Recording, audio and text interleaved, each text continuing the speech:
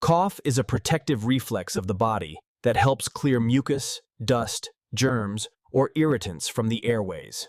Cough occurs when the lining of the respiratory tract gets irritated due to infection, dust, smoke, allergy, or excess mucus. Special nerve endings called cough receptors are present in the throat, trachea, and bronchi. These receptors detect irritation.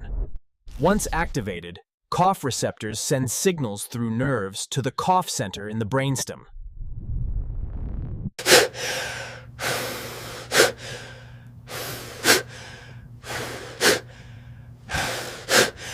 A sudden burst of air is released from the lungs, helping expel mucus, germs, or foreign particles from the airways.